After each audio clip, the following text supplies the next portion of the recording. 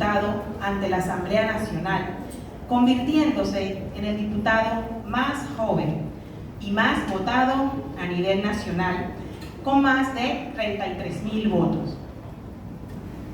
Entre sus propuestas, ha presentado anteproyectos que conciernen la anticorrupción, transparencia y reformas constitucionales. Con ustedes, el diputado Juan Diego Vázquez.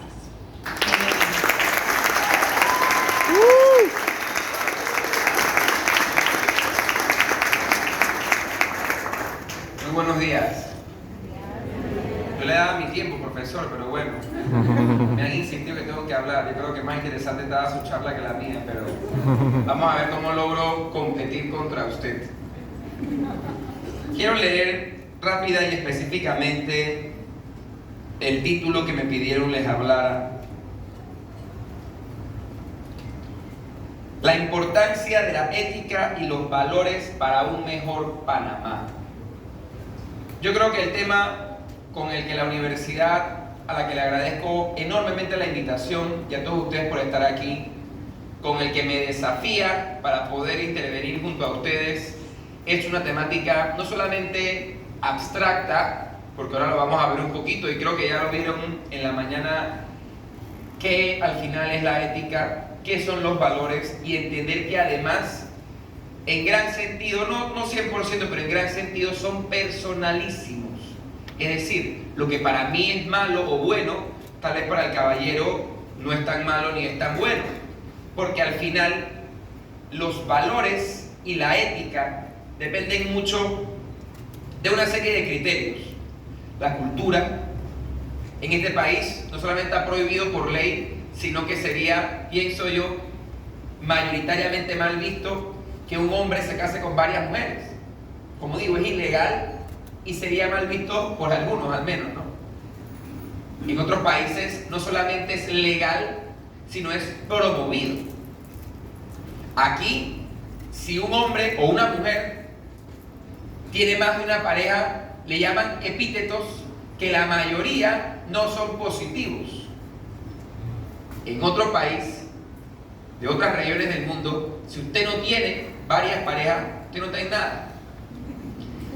Entonces, a eso es lo que me refiero con los cambios y la diferencia que puede existir entre la ética y los valores de cada quien. Sin embargo, para poder entender el contexto de la ética y los valores en la línea de qué es lo que puede hacer mejor al país, la discusión es igual de difícil. ¿Por qué? Primero que todo, voy a aclarar desde el inicio. Todas las veces que me voy a referir en esta presentación a política, no me refiero a ser diputado, o ser representante, o ser presidente o ministro, no.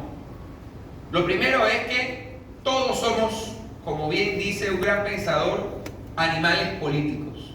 Porque quiero pensar, y espero no equivocarme, que todos, y no veo a nadie menor de edad en el público, han ejercido su derecho al voto y son al menos ciudadanos responsables, por lo que todos formamos parte, digamos, de la vida política del país, por dos razones sencillas. Todos tenemos ese derecho humano a elegir y ser elegidos, y todos, el que no me alza la mano para empezar la discusión, y todos somos sujetos o a veces objetos de las decisiones políticas que se toman. Las que me importan, las que no me importan, las que me gustan, las que no me gustan, las que toma por el que yo voté, las que toma por el que yo no voté. Todas las decisiones políticas pueden llegar a afectar o beneficiar nuestra vida, por lo que todos estamos sujetos a lo que ocurre en el acontecer nacional. Y es en ese tema, o es en ese escenario en el que quiero dirigirme, no yo desde la asamblea, eso vamos a hablarlo en otro momento. Lo primero, yo creo que no hay que tener una brújula o un compás ético y de valores al 100% armónico para que todos estemos de acuerdo en que este país está enfrentando no solamente una crisis política delicada, sino más importante y anterior a esa crisis política, una crisis de antivalores. Y esos antivalores es como todo en la vida. Tú no puedes agarrar antivalores que están en una sociedad y decir, ah, no, pero es que los antivalores se van a ver reflejados en la música, como se pueden ver a veces, pero no en la política, o en la política y no en la música. La sociedad es diversa y tiene diferentes puntos. Aquí nos hablaron muy bien de la historia, está la cultura, está la política, todos están conectados. Entonces no puede haber una mala sociedad buena en política. No hay eso. Porque lamentablemente todos los factores humanos están conectados a través de ¿qué? Las relaciones. Los seres humanos somos como un universo. Si nos ven desde la luna, bueno, no nos pueden ver, pero si nos pudiesen ver desde la luna cómo nos movemos y cómo interactuamos, somos células. Y si yo estoy contagiado de algo y me pego mucho con usted tal vez se le va a pegar lo malo que yo tengo. Por eso, si la sociedad está llena de antivalores o presenta antivalores, ¿cómo podemos pensar que en los políticos, en la política, los cantantes, en la música, los artistas que pintan en la pintura, no van a presentar igualmente antivalores? ¿Y a qué antivalores me refiero yo? Yo creo que no tengo que comenzar a explicar por el tiempo que tengo, que no es tanto, cuáles son los valores y todo lo demás. Yo creo que quiero pensar que eso lo vimos todos ya. Sin embargo, ¿a qué antivalores me refiero yo? Para mí, el más grave de todos es la apatía, que es contrario al valor de la empatía, y que son hermanos o primos con el amor, con la tolerancia. ¿Y por qué digo que esto es muy importante y que es propio, lamentablemente, de una parte importante de nuestra sociedad? ¿Qué es la tolerancia? Y de nuevo, y aquí es más duro para mí que para el profesor, porque los datos históricos son, en la mayoría, datos certeros, que no deben cambiar. A veces sí, ¿no? Usted lo sabe bien, pero no deben cambiar. Pero yo aquí hablando de ética, lo que para mí es ético, como les expliqué, tal vez para ustedes no, pero voy a hablar de ese contexto, tratando de ubicarme al menos en lo que creo debe ser mayormente aceptado. ¿Qué es la intolerancia?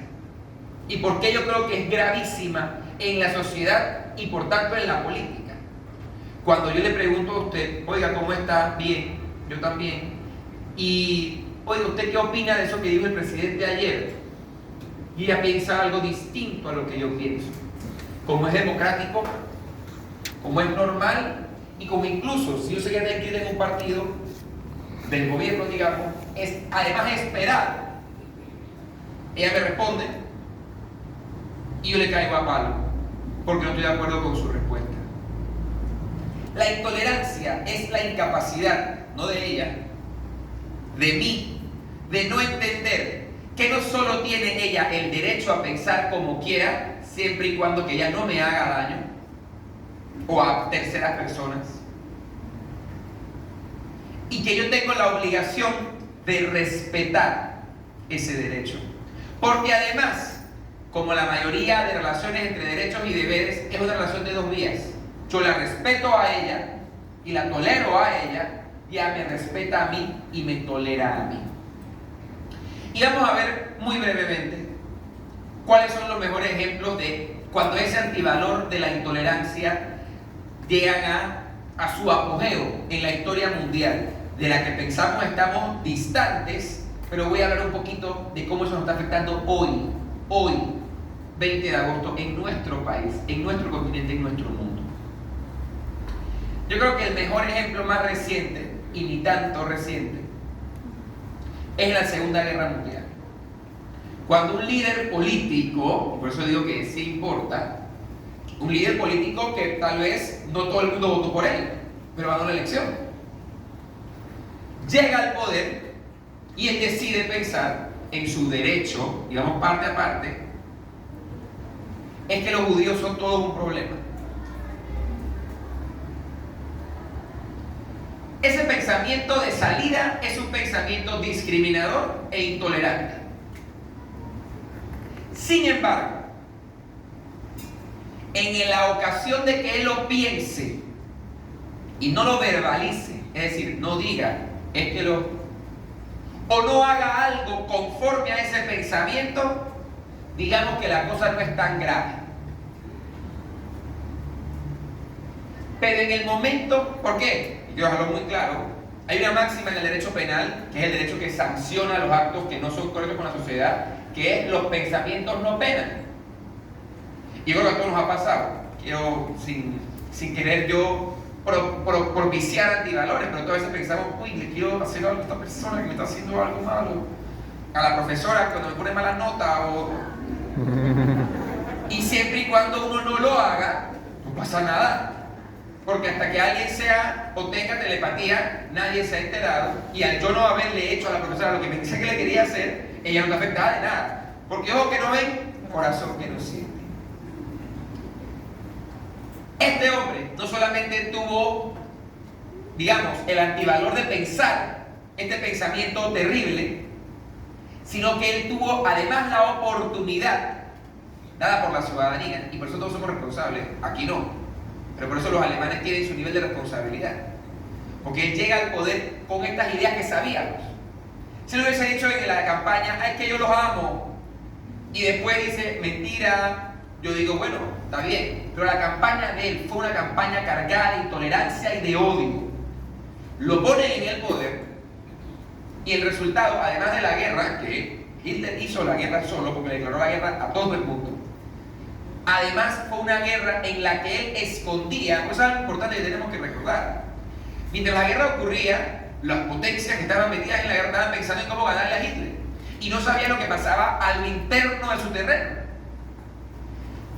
Polonia, en la propia Alemania, algunos campos en Austria, en la que él movía a los judíos en trenes, iban de pie o sentados, todos apiñados, en viajes que podían durar días. Muchos iban desnudos y tenían que hacer lo que un humano hace, parados, con la gente al lado. Muchos no sobrevivían ni siquiera el camino del tren. Y él se le ocurre después cuando él se crea él mismo un problema, que es que agarró a todos los judíos de un continente y los quiso llevar a un solo lugar, y dijo, bueno, ya no me cabe. Y él decidió, lo que la historia le llama, él le llamó la solución final, que era, lamentablemente, quitarle la vida a estas personas, sistemática y generalizadamente. Es decir, había un plan para hacerlo. No era que por accidente se los topó, que un día bueno, un día sí, un día no, depende de cómo se pararan en la mañana, no. Había un plan sistematizado para quitarle la vida a millones de personas inocentes. ¿Y por qué digo inocentes? Porque tal vez había mala gente allí. Pero la razón por la que la estaban matando era porque ellos tenían un credo al que tienen derecho, me guste o no me guste. Ese yo creo que es el ejemplo mayor de intolerancia que hemos vivido, al menos de aquí a un siglo. Eso fue hace 80 años. Entonces, en este lapso de tiempo es lo que hemos vivido. Yo les pregunto algo, y quiero que lo pensemos a lo interno, porque todos aquí hacemos sociedad por lo que les estoy diciendo. Gracias a Dios, hasta tal vez lo que ocurrió en Sarajevo y más recientemente lo que ocurrió en Ruanda con los Hutus y los Tutsis, no recuerdo yo un genocidio de tan alta escala. Pero no hablemos de genocidio, que es el acto sistemático o generalizado de quitar la vida a las personas a razón de cómo piensan políticamente, a razón de cómo se ven, de qué creen, de qué dicen o de qué hacen. ¿Ustedes creen que la clase de odio que lleva a esos actos o que llevó en el pasado, algunos a 80 años, Ruanda fue en 1990 y tanto, o sea, no hace tanto? ¿Ustedes creen que el odio que llevó a esos actos desapareció de la faz de la tierra? ¿Alguien cree que hace la mano que esa clase de odio desapareció de la faz de la tierra? ¿Estamos claros? No ha desaparecido. No ha desaparecido. ¿Qué ha ocurrido? La sociedad ha evolucionado, a mi forma de verlo, gratamente, para cuestionar ese odio y para decir lo que antes era bien visto, o al menos uno decía, bueno, déjalo por allá, Ahora, oye, ¿qué te pasa? ¿Tú vas a decir eso? En Estados Unidos, por siglos, las personas que nacían negras tenían que ser esclavos, pues. Porque alguien decidió que los negros eran esclavos. Y después que no fueron esclavos, aunque no pueden votar. Y desencadenó toda una serie de luchas basadas en antivalores. Y quiero que nos pongamos en esto, que es un poco más real, un poco más político y un poco más social. Las luchas que combaten los antivalores, como es lógico, ¿qué combate un antivalor? Un valor. En criminología, uno estudia que el que es educado en valores está menos propenso a caer en, llamemos, la debilidad de caer en un delito a raíz de una necesidad de las razones que sean. Pero los valores, compañeros, no se enseñan, y no quiero sonar irrespetuoso, pero no se enseñan, esa es la teoría, como lamentablemente a veces vemos en los salones de clase. Y es que respeto, 2 puntos, la acción y tolerancia, 2 puntos, y un dictado y un pareo y ya. No. Los valores, como todo en verdad, pero sobre todo eso que es muy humano y que usted puede ser abogado, puede ser químico, puede ser médico, puede decir no estudiar, puede llegar a ser papá, ser mamá, quiere ser pastor, quiere ser cura, quiere lo que usted quiera hacer. Usted debe tener valores. No sepa matemática, no sepa química, siquiera no sepa hablar, no sepa leer, usted tiene que tener valores. Los valores se enseñan con el ejemplo. Y por eso el comportamiento que uno ve en casa, o y en la escuela, o y en la comunidad, todos son fundamentales para cómo uno desarrolla esos valores. Y por ende, o alternativamente, esos antivalores. Volvemos al ejemplo que les dije, porque quiero que hablemos de eso. En la década de los 60 es cuando la guerra por los derechos civiles, elegir y ser elegido, de las personas afrodescendientes o negras en Estados Unidos era un debate. Y quiero llevarlo rapidito al contexto de ese debate, de esa realidad. Porque no es un ejemplo que me estoy inventando, esto es una realidad que ocurrió. Luego de la esclavitud, o de la abolición de la esclavitud por Abraham Lincoln en los 1800, los negros no eran esclavos. Pero había una serie de leyes, y aquí hago otro paréntesis. No sé si aquí hay o estudiantes o colegas abogados, pero algo que todos los abogados y los no abogados debemos saber, porque al final, como le di al inicio, alguien aquí no es sujeto a las leyes. Todos somos sujetos a las leyes. Y mañana una asamblea intolerante y llena de odio aprueba una ley, entonces la tiene que aguantar, lamentablemente. ¿Y por qué digo esto? La ley es la ley, sin duda. Si una ley es aprobada en la Asamblea Nacional en 3 debates, en 3 días diferentes, con 36 votos, es ley. Y bueno, el presidente la firma, es ley. ¿Todas las leyes son éticas? No. Yo como abogado, como panameño, como ciudadano, y en este caso adicional como diputado, que algo tengo que ver en ese proceso, yo creo que tienen que serlo. Y las veces que al menos a mí se me ha planteado una ley que creo yo, que de nuevo, mi brújula puede ser la suya o la suya, va en contra de la ética o los valores, yo digo no. Pero al final si se hace ley, es ley. Y por esto es importante, porque sin yo querer despertar en ustedes aires revolucionarios, si todos nos quedáramos tranquilos ante lo que es ley, si mañana llegan 36 intolerantes a la asamblea y un presidente intolerante a la asamblea y que aprueba leyes que diga hay que matar a la gente blanca porque es blanca, yo quiero preguntarme aquí, y aquí voy conectando con lo otro que le estaba hablando, ¿lo vamos a aceptar sentados? ¿La vamos a cumplir y hacer cumplir? Dirán las personas que son caucásicas, no me conviene. Pero tal vez el que no se siente afectado dirá, ¿y en qué me afecta? Pero que hay que tener claro, permitir una sociedad en la que exista odio o intolerancia para unos es permitirla para todos. Y así como esa ley hecha en contra de los blancos, que hoy no te afecta a ti, mañana hacemos una contra los negros. ¿Y de qué vamos a hablar entonces? ¿Qué quiero decir con esto? La intolerancia, los antivalores, no podemos tolerarlos cuando no nos afectan, porque creemos que no nos afectan. Es que crear una sociedad basada en eso es lo que nos tiene donde nos tiene. Y vamos poco a poco. Ya que decidían que, bueno, pues no son esclavos, decían en ese momento la gente de Estados Unidos, no son esclavos, pero no van a votar. Alguien que no es esclava y no puede votar, ¿qué es? Pues no es un ciudadano. Un ciudadano vota. ¿Entonces qué es? Era una cosa, un ente, algo que vivía, que no tenía derechos. Porque además, si usted no puede votar, en Estados Unidos uno vota por el sheriff de la policía, uno vota por los fiscales.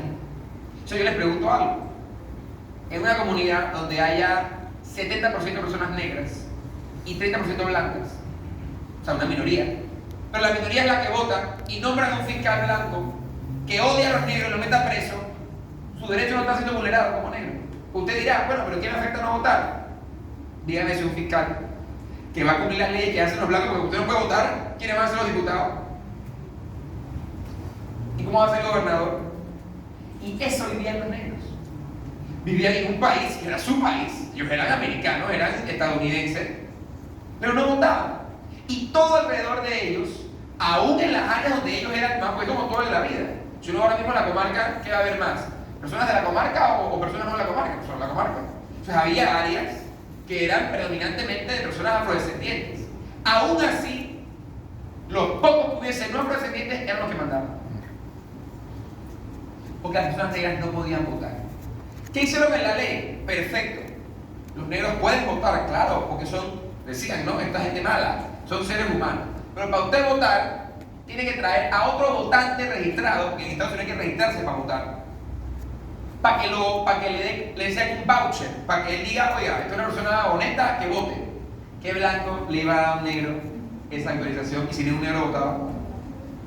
Eso es, cuando la gente decía de afuera, oiga, gobernador, ¿qué está pasando allá en Mississippi? ¿Por qué los negros, cómo que no pueden votar? Claro que pueden votar. Tiene que entrar alguien que traiga un voucher, pero claro que pueden votar. Entonces son límites que habían puesto. Se inventaron después un impuesto, ¿cómo le llamaron? Un impuesto como al voto, digamos. Tienes que pagar una cantidad de plata por cada año que no había estado registrado. Entonces el negro, que porque la ley no lo permitía, tenía 20 años sin registrarse y que además era pobre, ¿cómo iba a pagar el impuesto?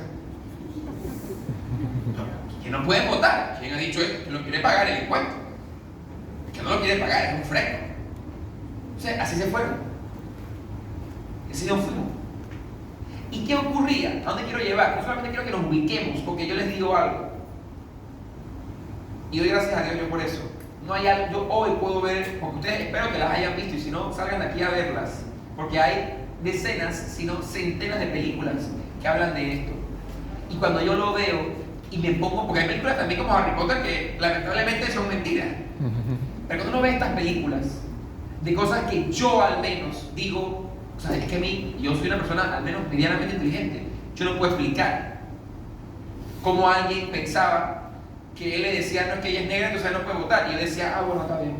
O sea, porque yo no puedo entender cómo el odio, la intolerancia, los antivalores nos llevaron a tal nivel, me disculpan, de estupidez, que yo decía, no, porque él es diferente, yo soy así, él no debe poder votar, obvio. Porque yo se los juro, hay unas que yo veo y reveo, y yo digo, ¿cómo esto era posible? ¿Cómo esto era posible? Y quiero entonces volver a hoy, 20 de agosto, en este salón. ¿Cuántos actos? Quiero pensar, que no sé lo que cada uno vivirá. Discriminatorios, intolerantes, que son muestras antivalores, hoy vemos en la sociedad. Y quiero pensar adicional que no los cometemos, pero tal vez dejamos ver, dejamos hacer. en silencio. Por ejemplo, uno que es muy famoso y que nos habla de la falta de responsabilidad, de la falta de amor, de la falta de empatía, de la falta de paz. ¿Cuántos animales domésticos son maltratados día a día en las comunidades? Yo quiero pensar y espero que aquí no haya un solo maltratador. Pero ¿cuántos tiene uno de vecino? Si usted tiene uno de vecino, ahora yo le pregunto, ¿usted ha hecho algo? ¿Ha llamado a la policía? Usted dice, ese perro no es mío. ¿Y por qué digo esto? Ustedes dirán, oye, pero él es exagerado. Está estudiado también por la criminología. Uno de las mayores predisposiciones o actos pasados que tienen los homicidas seriales o asesinos seriales es que ellos de niños, de jóvenes, han practicado sus luego homicidios con animales, porque el homicida en muchos casos, no en todos, eso va a variar, pero en muchos casos se va perfeccionando. Entonces él va de menos a más, y el menor menos es un animal. Y usted puede ver, porque no me lo cree a mí, búsquelo. Estos grandes asesinos que mataron 20, 30 y 40 personas, siempre han, no siempre, pero en la mayoría de los casos había antes maltrato animal. ¿Y por qué se lo digo? Yo cuando veo los casos, no solo porque me afecta, porque no estoy de acuerdo con eso, no solo por eso he presentado y he logrado aprobar 2 leyes en la naturaleza, sino porque simplemente yo como criminólogo además entiendo que significa para el futuro del país que una persona pueda tranquilamente ver a un animal sufrir y no sentir nada. Ese hace lo mismo con la esposa o la mujer con el esposo, y ahí sí nos va a preocupar. Quiero pensar. ¿Qué les quiero decir con esto? Ya les hablé mucho de la intolerancia, del amor, del odio, pero con esto a lo que quiero conectar es que todos tenemos uno que es el que lamentablemente a veces, con mucho respeto lo digo, más nos hace falta, que es la responsabilidad. ¿Qué dice mucho la gente? Están maltratando animales. Llamen al diputado. Y está bien. Nosotros tenemos una responsabilidad. Nos pagan un salario para hacer un trabajo. Eso yo no lo voy a negar jamás. Un trabajo que además la Asamblea está haciendo lamentablemente a medias. Y tenemos mucho que mejorar. Yo no voy a negar eso jamás. Y soy un diputado orgulloso. En el sentido que yo estoy en la Asamblea no porque nadie me diga de que Juan Diego, hay una vacante aquí para que vengas a buscarla y me senté en la silla y ya. No. Yo llegué a la Asamblea con votos. Es decir, con la confianza de un número importante de personas. Y hacer un trabajo que me comprometí con ellos a hacer y que creo que hoy estoy haciendo. Por eso soy un diputado orgulloso. Pero yo sería no solamente un mal empleado de ustedes, sino sería un tonto y un irresponsable si no reconociera que donde yo trabajo, mi asamblea, que yo a la asamblea hay que respetarla. Ni lo que digo, a la asamblea. Ya sus miembros somos otra cosa. Y lamentablemente hay algunos que habrá que respetar y otros que no. Pero la asamblea hay que respetarla. Pero de nuevo, es un error pensar que la asamblea tiene que hacerlo todo. Por ejemplo, yo soy diputado de San Miguelito, 9 corregimientos, casi medio millón de personas. ¿Ustedes creen que yo, aunque quisiera, puedo estar viendo cada caso de maltratadores de animales en San Miguelito nada más? Por supuesto que no. ¿Por qué les digo esto? Les pregunto ahora, ¿cuál es su responsabilidad? Ahora vamos a subir el tono, y me disculpan, pero hay que hacerlo. ¿Quién sabe aquí cuál es el delito más denunciado ante el Ministerio Público en este país? ¿Quién sabe?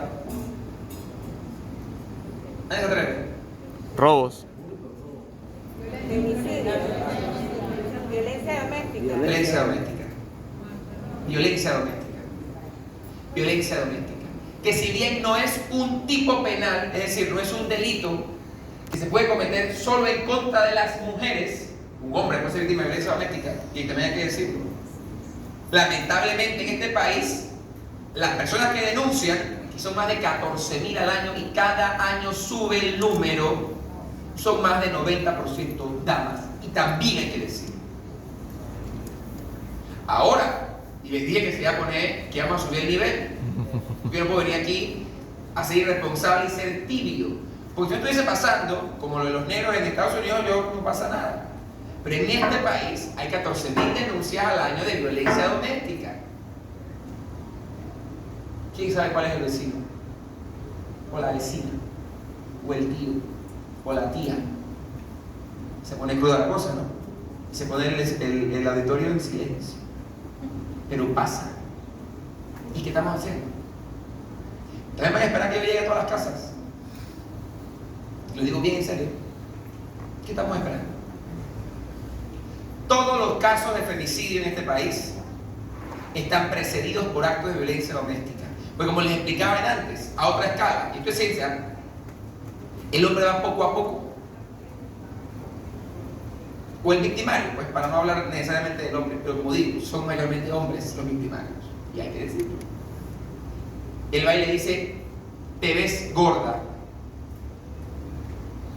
te ves fea, y la va acabando, y la va acabando, y la va acabando, y la va acabando, y la va acabando.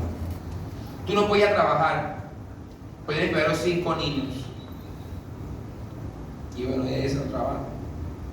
No puedes salir a la casa a hablar con el vecino, ni con la vecina, ni con nadie. Y la va acabando. Él es el que trabaja, pero lamentablemente el tipo, pues tampoco se lo merece, ojo, tiene un trabajo precario, como los hay en este país, lamentablemente, y él gana $500 al mes. A 5 hijos y una esposa. Y le dice, no hay plata. Y ella tiene derecho a sentirse bonita, no puede ir al salón, no puede hacer un blogger, no se puede pintar las uñas, no puede comer lo que quiere. Y la va acabando, y la va acabando. Un día va la hermana. Y la hermana le dice, vamos al salón de belleza. Y la hermana se la lleva, como puede. Y cuando regresa, el tipo está ahí, está bravo, se pone una pacha. El tipo le pega. Pero además que le pega, a él le da rabia, porque ella tiene una hermana que la quiere y que la lleva al salón de belleza. ¿Saben qué le hace? Le corta el cabello. Le dice, van 6 meses, 7 meses, hasta que finalmente él, que también vive una serie importante de problemas, de los que hay que hablar también, se desconecta 30 segundos, y en 30 segundos, porque se puede, no quiero que lo intenten, pero en 30 segundos le mete 15 puñaladas. ¿Qué les quiero decir? Si yo soy la hermana que la llevé a cortarse el cabello y a hacerse un blower y la veo a la semana sin cabello y yo no le pregunto nada, porque en pelea de marido y mujer nadie se ha de meter, no la esté llorando después, no la esté llorando después. Y de nuevo, es crudo, porque me trajeron a hablar de valores y antivalores. Y los valores no son, ay, me encontré un bebé, qué lindo el bebé, y yo soy buena gente. Cuando uno va a la iglesia y uno da diezmo, limona, o no, señores. Que al papá y a la mamá no lo respeta, y al vecino. ¿Y por qué lo digo? Porque usted, cuando yo hablé de la asamblea y de sus miembros, se reían. Y seguramente pensaban en el que les cae bien y el que no soportan. ¿De dónde salen los diputados? ¿Ustedes saben dónde salen los diputados? De las comunidades de ustedes. Yo los conozco a todos, hasta los que van poco, porque voy siempre, a veces lo veo, pero yo los conozco a todos. Y no conozco a uno que sea extraterrestre. Hay unos que parecen, pero ninguno que sea extraterrestre.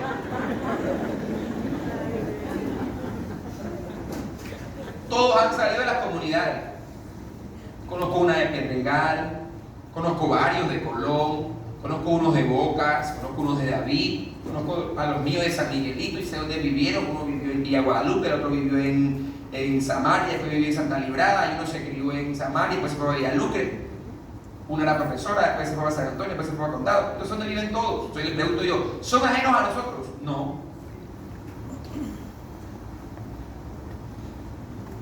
¿Qué responsabilidad tenemos con eso?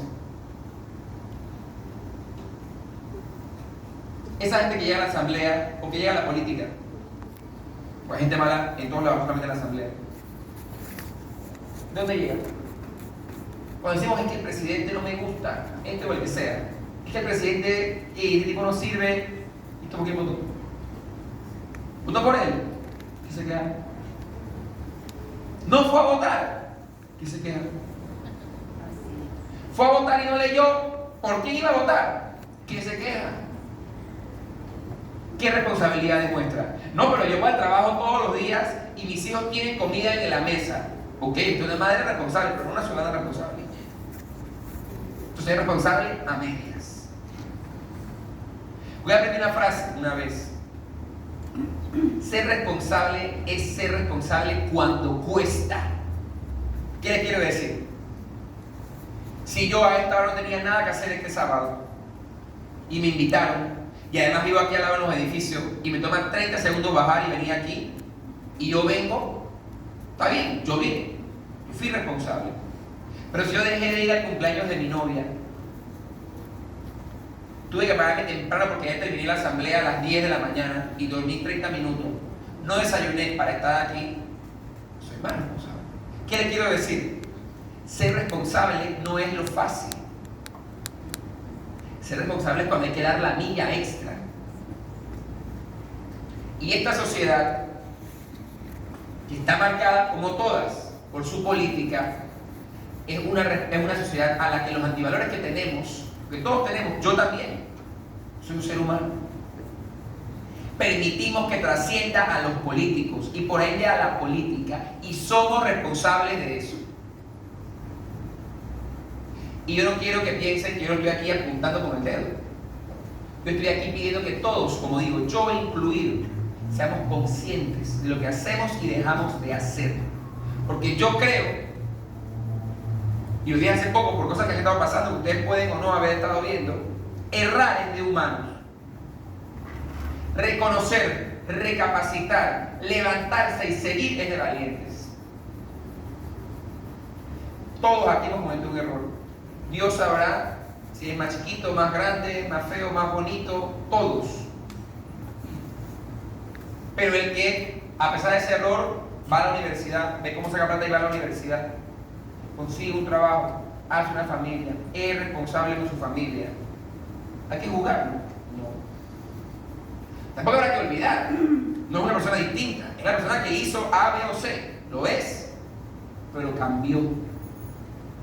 Tenemos otro problema con la intolerancia. Creemos que el ser humano no es un animal, y lamentablemente, bueno, no sé lamentablemente, pero lo cierto es que lo somos. Y los animales cambian y evolucionan. ¿Por qué tengo que pensar igual hoy, que tengo 25, a cuando tenía 15? Y nos quieren decir que eso es lo bueno. Es que él cuando tenía 15 le gustaba Nito, por poner un ejemplo. Y ahora no le gusta. Porque han pasado 10 años. Ha aprendido, ha leído, ha despertado y ha cambiado su opinión, para bien o para mal, porque puede ser que esto sí es bueno, pues, que yo estoy equivocado. Pero él tiene derecho a cambiar su opinión. No la puede cambiar como se cambia la ropa interior.